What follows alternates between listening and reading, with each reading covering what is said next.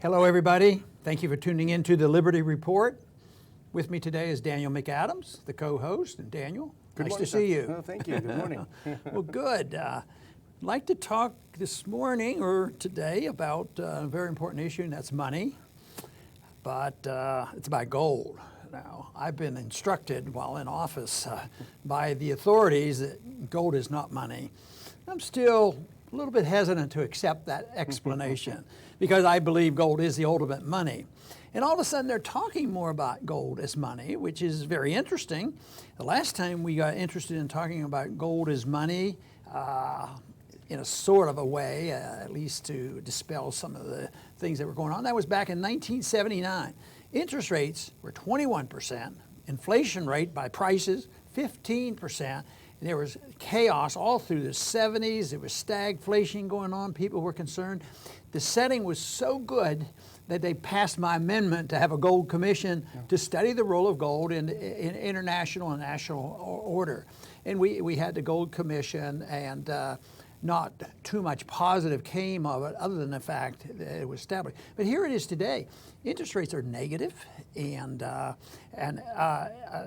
you know, there doesn't seem to be, tremendous price inflation, a lot more than they admit, but we certainly aren't having the government CPI admitting a 15% increase in prices. But all of a sudden, they're talking about a gold standard and the pros and cons, and sometimes I think there's more cons than pro, but a major article appeared in Bloomberg that caught the attention of a lot of people. Gold bugs or not, the people who hate gold all of a sudden came out to blast this whole notion. But the title of the article was sort of a takeoff on current politics. The title was "Make America Gold Again," and it calls for a favorite controversial standard or back. So what do you think about this? Do you think there's anybody serious up there? We could speculate a little bit about motivation. We're sort of the suspicious type that wonders about some of these things and what the real motivation is behind the scenes. Well, I think if you're interested, like we are, in media and how media is a tool of propaganda, looking at this article and the contents and especially the headlines, it seems to me as if they are recognizing a very strong undercurrent in society. And you've said this many, many times, the real malaise among Americans. They know something's wrong, but they're not sure exactly what it is. I think that explains the Donald Trump phenomenon and to an extent the Bernie Sanders phenomenon, which I think are the same phenomenon in different parties. But look what they do. They take an undercurrent that's running heavily in society and they pretend to cover it while at the same time ridiculing it by making it look like it's just this part of this whole Trump thing. Oh, all these kooky people following Trump, they're interested in gold. And then the people they quote in the article are the experts who actually hate gold. Look at someone like George Soros from Cato, who says, the gold standard is like Humpty Dumpty, you can't put it together. So all the experts that they quote are against it. So it seems like a kind of a con job. Yeah, did they concede that I might have been on the right track, or did they sort of ignore that point? Well, you're mentioned as a footnote, you were the standard bearer of gold, you had been, and sort of buried at the bottom of the article. So they don't want to deal with the philosophical points that you made. Yeah, and we don't have to worry about that because if gold is money, and history is correct, it's been around for 6,000 years, gold wins out. And they do make a lot of fun of this. And one of the arguments is, why have gold? It's inert. It doesn't earn money. And stocks and bonds, they can't possibly, there was a recent article in the Chronicle, Houston Chronicle, they can't possibly compete because over long term, stocks and bonds are the place to be. And yet, if you look at what's happened with gold, since the Federal Reserve was created, the gold went from $20 an ounce to $1,800. Now it's $1,300.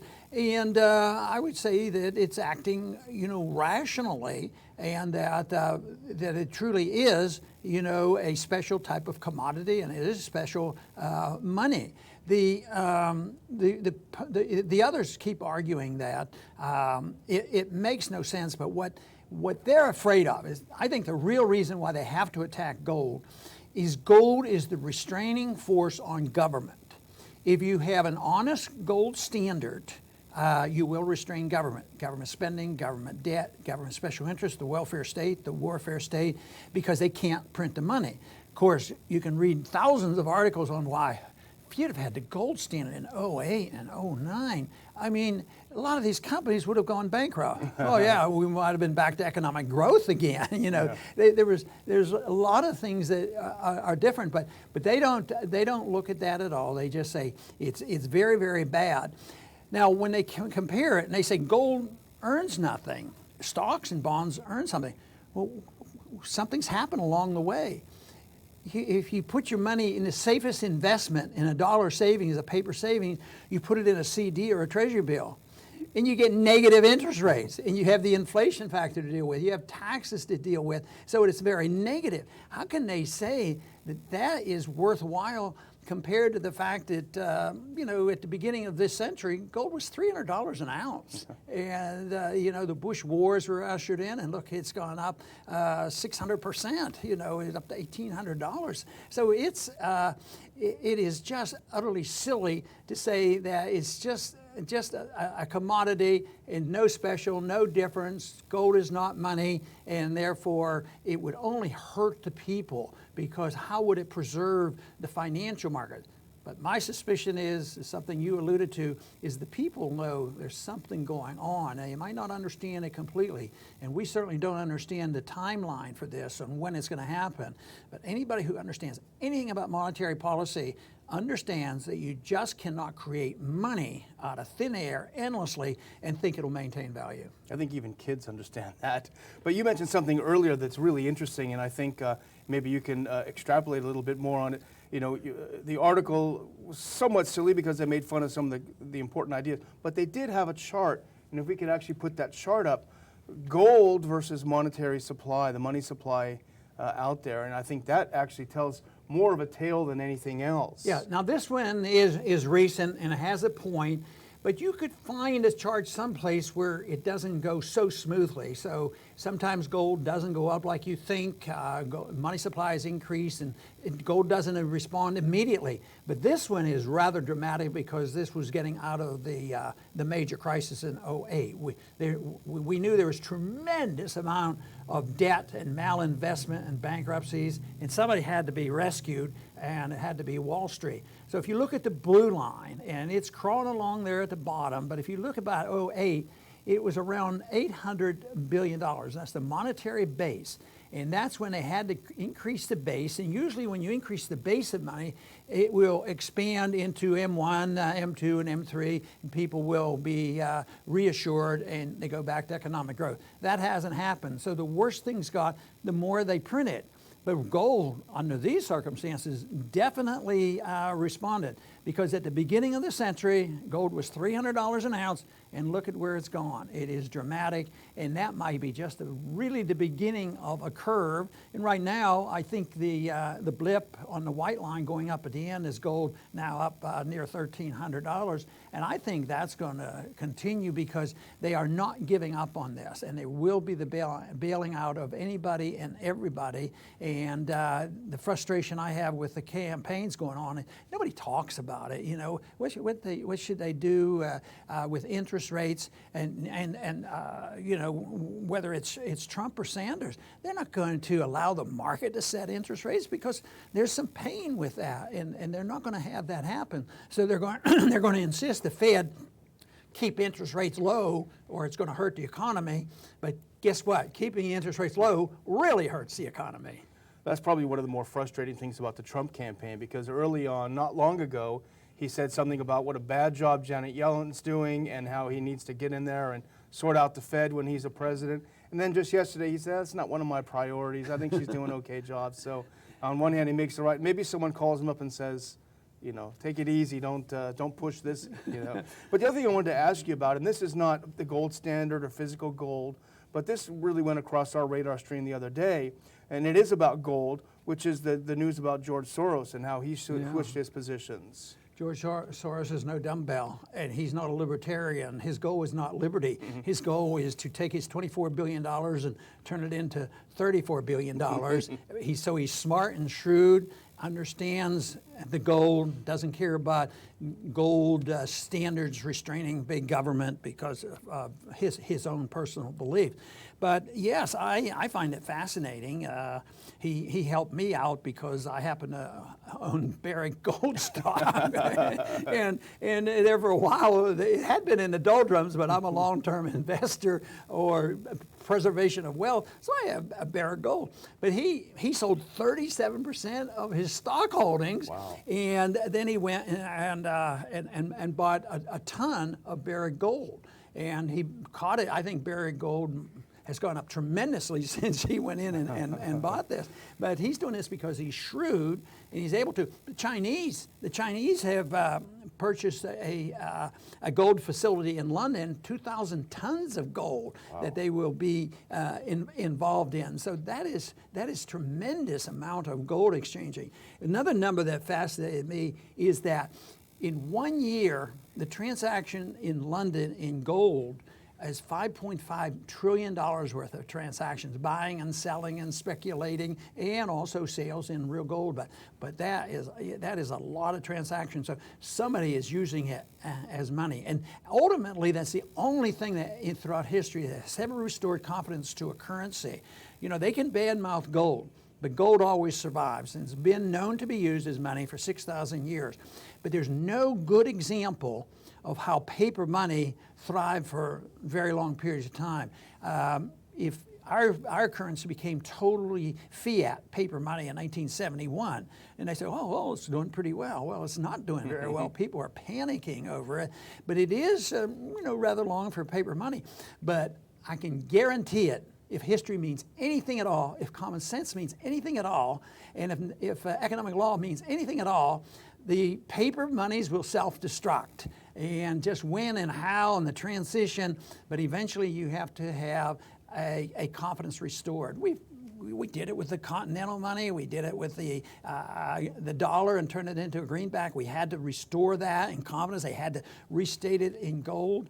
But they're under the gun right now because it's the debt and the malinvestment and the complexity of the world finances is so broad that just saying, oh, tomorrow, people say, well, if the Fed guarantees the dollar, at $2,000 an ounce, everybody will be reassured.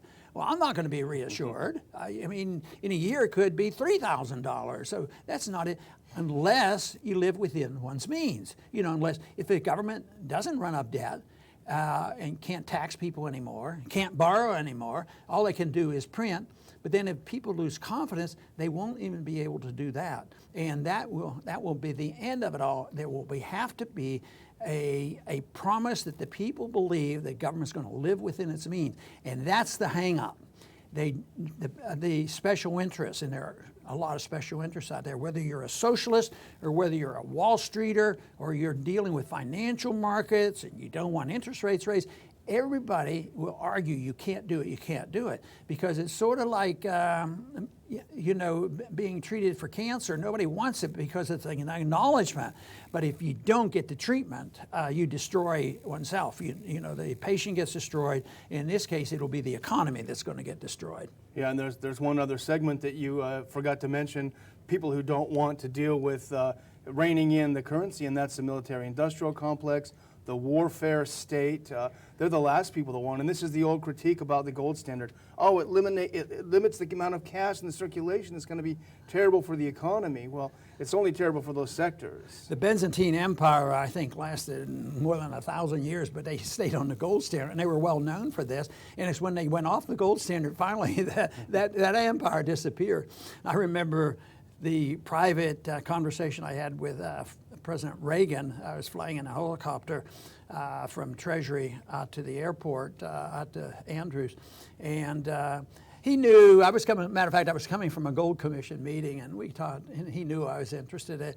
And he said, his statement was, "There's never been a country that, a great country that abandoned the gold standard that remain great. And well, we're still great to a degree, but we're greatly in debt, and we're much closer, to the financial collapse. But I think he basically understood this and had respect for the gold standard and why it restrained. But that's the most important thing about the gold standard. It restrains government growth. You can argue all the economics, a better economy, and no inflation, and all these things, but I argue that the most important thing is you restrain government, because once you can fool the people for a while and you can keep printing money, that was the reason Bretton Woods broke down. We were printing money and claiming it was $35 an ounce, but then the foreigners came in and said, well, and the French especially, oh, you say that your dollar's worth $35 an ounce, and they want their gold. Then they had to give up, and we had to close that system down. So it doesn't work. So governments can keep running their welfare state, and they can run their warfare state, and of course destroy productivity, because they destroy the whole idea of interest and savings. And that's where we are today. We have a shrinking pie, we have no productivity, and we have factions just clawing out there, different factions, to say that they're entitled to this. And whether it's the entitlement of Wall Street or the entitlement of Main Street, I mean, everybody gives a socialist a pass and say, well, that's doing good and helping poor people. Well, ultimately, you're not helping poor people. You're destroying the middle class. So all this idea that you can all of a sudden control the distribution of the inflated dollars to help the poor versus the rich always win out on that argument, because they're powerful and they control the strings, and they become part of the shadow government, and they can control things the way they want. So it to me is an attack on the people. It's an attack by big government, and we get involved in wars, but we lose our civil liberties too. All you have to do now is think about TSA. They were attacking us. We had to do something. And think of how we've suffered, in the last 15 years. It's always attacking the American people. And you say, all you have to do is look at those pictures on TSA and say, wow, we have to do that because we want to be safe. And I think people are waking up to that, just like they're waking up to the fallacy of this economic system and maybe the dollar. Well, you're making me think that I was maybe too hard on the article's headline earlier. Maybe if we want to make America great again, we should make America gold again. Yeah, there you go.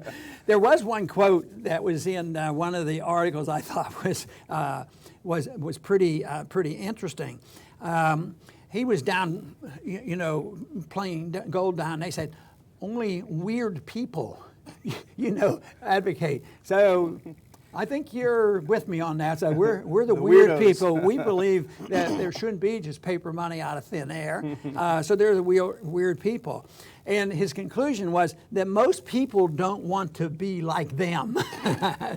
So we have a job right now. But it looks like there are more and more people wanting to be like us, because they're attacking those people and trying to show how stupid this is, and why would you own gold that doesn't earn interest, and all the silly stuff. You buy stocks and all these kind of things. So I think it's pretty fascinating that this is in the news, and I think it's the opening salvo of a lot more discussion, because we're about to see some explosive changes in our financial system, in the value of the dollar, and it's going to continue to get worse, because right now the real threat is the contest between the factions of entitlements. Who's entitled to something that is shrinking? The wealth of this country is shrinking. Productivity has not going up, and that's why there has not been a recovery. We would not have to go through this. Would it be a panacea with a gold standard? No, it wouldn't be, and people use this as a point out. Well, the gold standard always failed, and it has failed frequently, because the governments deliberately made it fail. We were on a pseudo gold standard all through the time since we've had the Federal Reserve, and that Bretton Woods was pseudo gold, and they kept printing money, and it failed. So it's the abuse of the gold standard that makes it fail. But if you have an honest gold standard where you take a power away from the government ever to monetize, which is a major task, because there's always the special interest that will abuse the current system that we have, or even a gold standard. But the reason why gold offers more protection is it always has to be a gold coin standard. So if the people become a little bit concerned. They should be able to take their paper money, put it in the bank, find out if the government is honest, and find out if they really have the gold. It is under those circumstances that we could restrain government. I do want to thank everybody for tuning in today to the Liberty Report. This is a subject, of course, which fascinates me because it's related to our economic policy, our foreign policy. It is related to our civil liberties and what freedom is all about.